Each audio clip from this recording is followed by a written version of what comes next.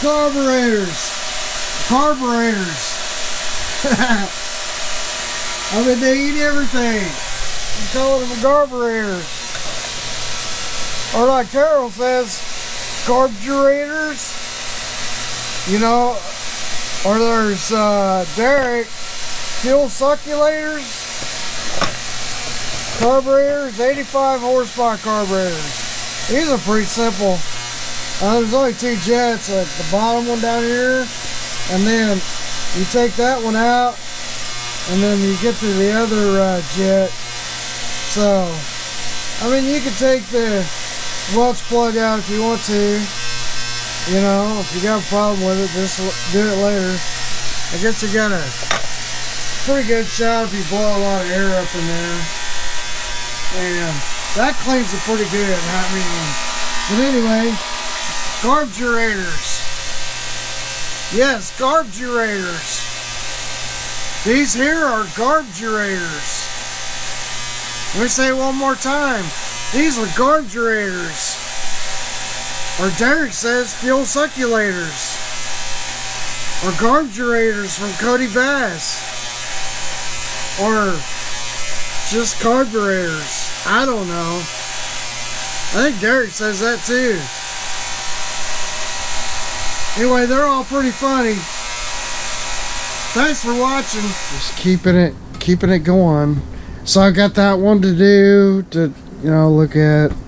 And I got this one over here to look at. This is an older 59. I looked up the year on this. It's a 1959. It does have a lot of the it has all the carburetor, which is great because this one up here does not have all the carburetor. And I wish I knew what I did with my flashlight. So, you know, it's missing pieces on the carburetor. It's missing the, you know, and this is usually attached to this. You can see that. So it'd be like kind of like this, and then it would turn this one. So it's gonna have to get that and figure out what's going on with this.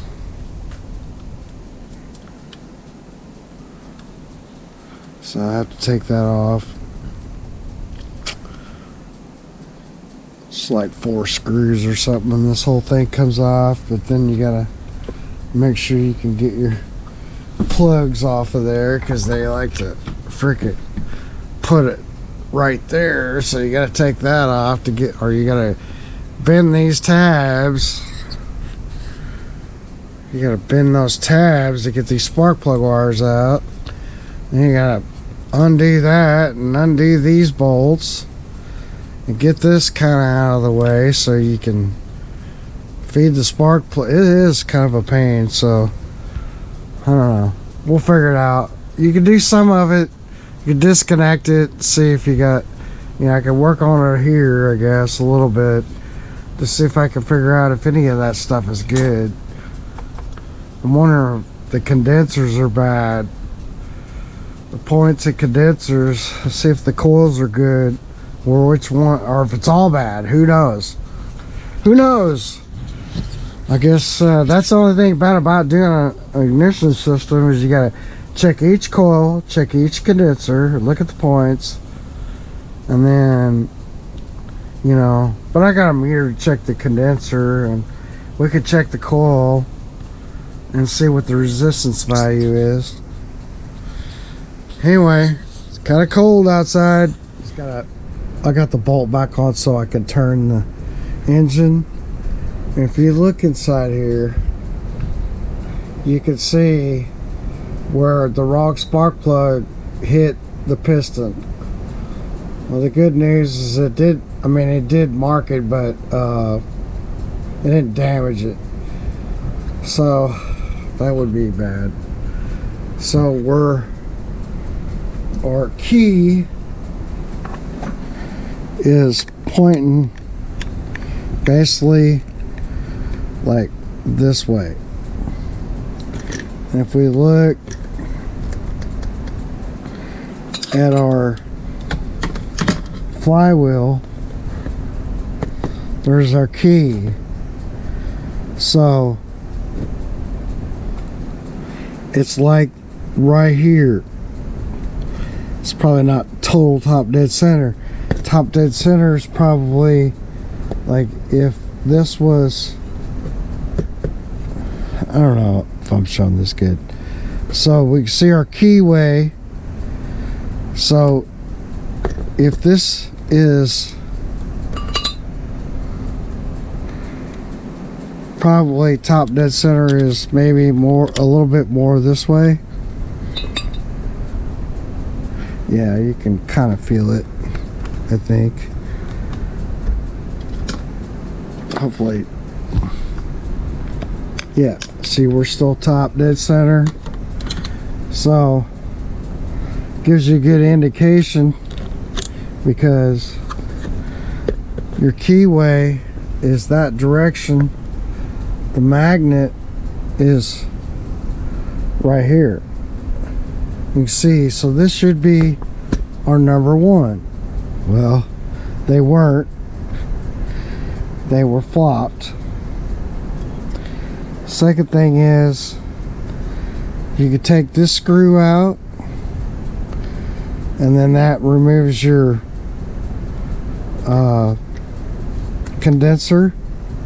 So take that screw out, that removes your condenser, and it removes your wire, your primary wire to the coil. So you can measure between here and here. And I'm using my must tool. So it's kind of jumping around right now. Probably because we're touching here.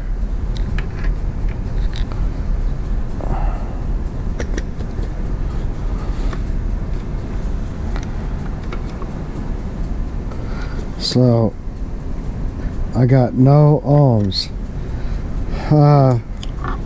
First thing you want to do, so like not all meters are the same, but this is a must tool, and so there's like our continuity, right?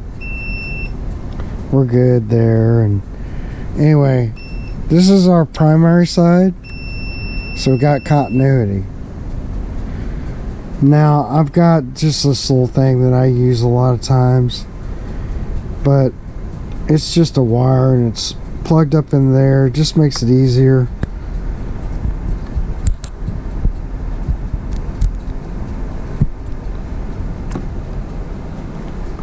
So if we read from here, we got nothing.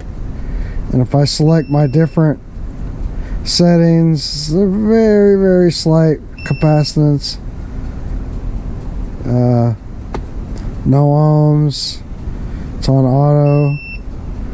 There would be like a diode, and then this would be our capacitance. Now we could go and check our condenser. Just go against the housing. If we look, we're at like a half a microfarad. So that's not bad.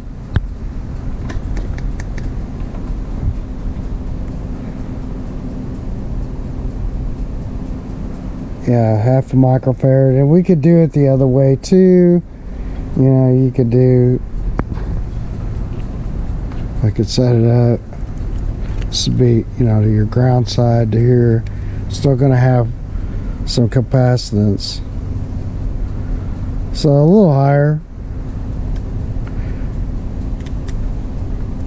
but very little higher.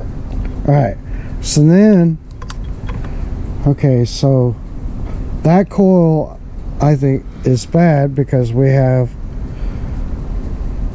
nothing. So on this side we can check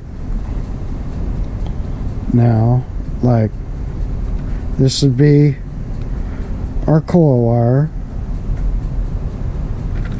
and Then we're gonna go to ground, select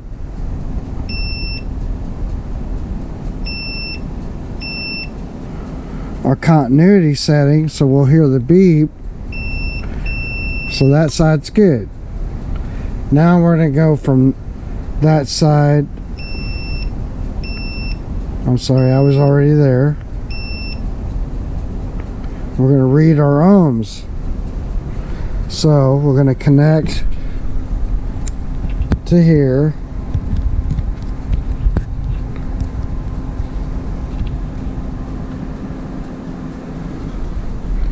And we have no ohms. And this is the number one plug wire. Can't be correct. We'd have to trace the wires and make sure. But when I go to number 2, we still have nothing. Am I connector right? I had it earlier. Maybe we're just not making it. Yeah, it's there.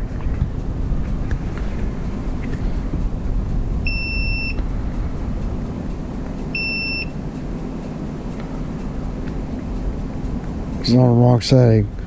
So we're at basically, let it settle out.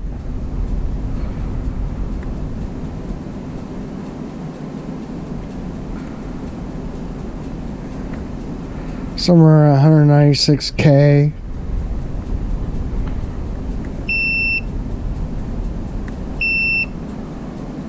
I thought that I had ohms later. I mean earlier. And there's some capacitance in nanofarads, but that's to be expected because the wire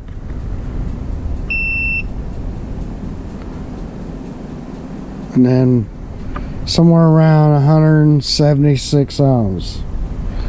So I think this number 2 really should be number 1. That should be number 1. And we know our condenser's good and our coil's good. But this one, if we go back to it, is bad. Because it should show us an ohm reading.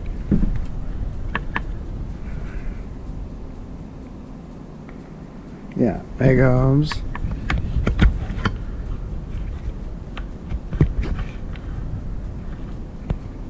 So now we're back into that one, which I think, which is this coil, and we have nothing.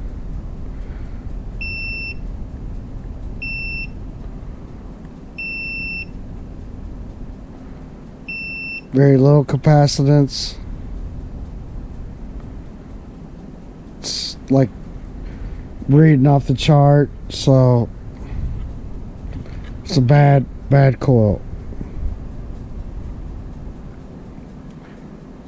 And then, you know, as far as the points, we clean them once we get this working.